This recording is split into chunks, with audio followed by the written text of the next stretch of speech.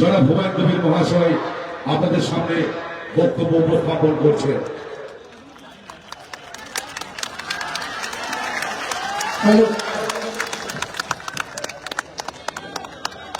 প্রিয় সঞ্চালক মুখাধ্যক্ষ মঞ্চ উপবিষ্ট আছেন আমার মুখে বলতে পারেন ওনার নাম হুমায়ুন কবির, আমাদের ৬২ নম্বর ভগবানগোলা বিধানসভার আমাদের দলের প্রার্থী। ২২ তারিখে যেদিন দল গঠন হয়েছিল সেদিন মুর্শিদাবাদ জেলার ৫টা কেন্দ্রের প্রার্থী আমি ঘোষণা করেছিলাম। আমি নিজে হুমায়ুন কবির রেজিনগর সত্য এবং ৭১ বেলডাঙ্গা দুটো কেন্দ্রে কন্টেস্ট করবো এবং জিতবো ইনশাআল্লাহ। পাশাপাশি হুমায়ুন কবিরকে ভগবানগোলা আরেকজন ২০১৬ সালে রানীনগরে প্রার্থী ছিল তৃণমূল কংগ্রেসের ডাক্তার হুমায়ুন কবির, তাকেও আমি রানীনগরের প্রার্থী হিসেবে ঘোষণা করেছি। তিনিও ইনশাআল্লাহ কন্টেস্ট করবে এবং আমাদের পার্টির প্রতীকে তিনিও নির্বাচিত হবে। আর একটা ৬৪ মুর্শিদাবাদ কেন্দ্র যেখানে বিজেপি প্রার্থী গৌরী শঙ্কর ঘোষ জিতে আছে, তার এগেনস্টেও মনীষা পাঠক পান্ডে, তাকেও আমি প্রার্থী ঘোষণা করেছি। 10টা প্রার্থী ঘোষণা করেছিলাম দলের সূচনার দিনে। এই মুর্শিদাবাদে 22-এর মধ্যে 5, মালদা 12-এর মধ্যে 1, কলকাতার 11-এর মধ্যে 1, পশ্চিম মেদিনীপুরের 13-এর মধ্যে 1 এবং আরো একটা কোথাও করেছিলাম আমার মনে পড়ছিল। টোটাল 10টা কেন্দ্রের প্রার্থী আমি 22 তারিখে ঘোষণা করেছিলাম।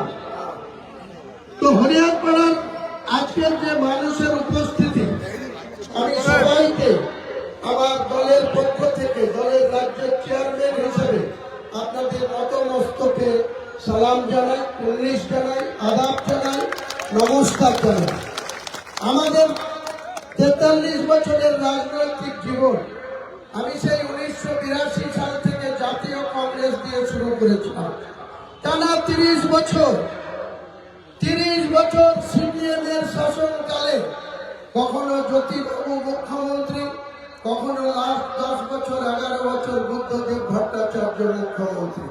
তাদের পুলিশ প্রশাসন, বিডিও, এসডিও, ডিএম, এসপি, এমনকি পঞ্চায়েত স্তরের আধিকারিকদের চোখ রাঙানি সহ্য করে আমরা রাজনীতিতে টিকেছিলাম। কোন লোক লালসার কাছে মাথা নত করেনি, নিজে কোনো পুরস্কৃত হওয়ার জন্য মানুষকে ভুলে যায়নি। মানুষের ন্যায় এবং নিষ্ঠাকে গুরুত্ব দিয়ে মহান উপরওয়ালা মহান আল্লাহ তাআলার প্রতি বিশ্বাস ভরসা রেখে 1982 সালে শুরু করেছিলাম জাতীয় কংগ্রেসের একটা ফ্রন্টাল অর্গানাইজেশন যুব কংগ্রেস।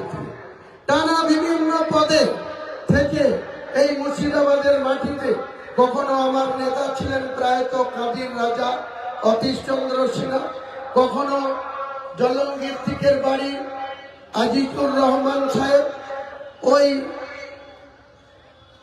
খড়গ্রামে বাড়ি, শেরপুরে নগরে বাড়ি আলী হোসেন মন্ডল সাহেব, তিনারা আমাদের নেতা ছিলেন। আমি যখন 82 সালে প্রথম যুব কংগ্রেসে ঢুকি, আপনারা জানেন 77 সালে কংগ্রেস সরকারের পরাজয় হয়। সিদ্ধার্থ শঙ্কর রায় পরাজয় স্বীকার করে 21শে জুন 1977 জ্যোতিবাবু মুখ্যমন্ত্রী হন। বিরোধী নেতাকে হন সিদ্ধার্থ শঙ্কর রায়ের মন্ত্রিসভার কৃষি এবং আইন মন্ত্রী আব্দুল সাত্তার সাহেব। লালগোলার নির্বাচিত, তিনি মন্ত্রিত্ব চলে যায়, মুখ্যমন্ত্রী হেরে যায়, সাত্তার সাহেব বিরোধী দলনেতা হয়। 1982 সালে রায়তো আব্দুল সাত্তার সাহেব যখন বিরোধী দলনেতা, আর একজন নেতা যার বাংলাতে উল্লেখযোগ্য নাম আজও জল করে মালদার বুকে, মালদার মানুষরা আজও ভোট আতাউর গনি খান চৌধুরীর নামে আজও ভোট দেয়।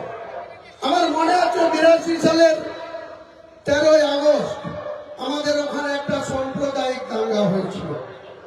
আমাদের গ্রাম নারকেল বাড়ি, আমাদের ঠিক 300 মিটার দূরে পশ্চিম দিক প্রান্তে হিন্দু গ্রাম মানিকপাড় ঠাকুর বাড়ি।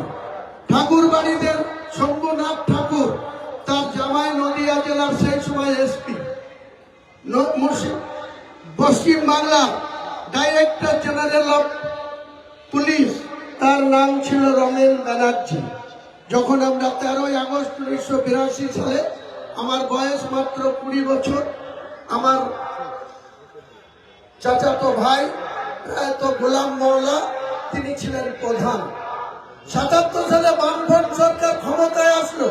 কংগ্রেস বলার অধিকার কারো ছিল না। বামপন্থীদের এত দাপট, আমরা সব নির্দলে, আমার ভাইরা, আমার প্রতিবেশীরা কনটেস্ট করে সোমপাড়া 1 গ্রাম পঞ্চায়েতের প্রধান হলো। নারকেল চিহ্ন নিয়ে জিতে গোলাম মোল্লা। সালটা ছিল 1978 সাল, প্রথম পঞ্চায়েত। 78 থেকে 4 বছর পর 82 সাল যখন এই দাঙ্গা হলো, একটা কেস হলো এই দাঙ্গাকে কেন্দ্র করে। 914 নম্বর কেস, বেলডাঙ্গা পিএস।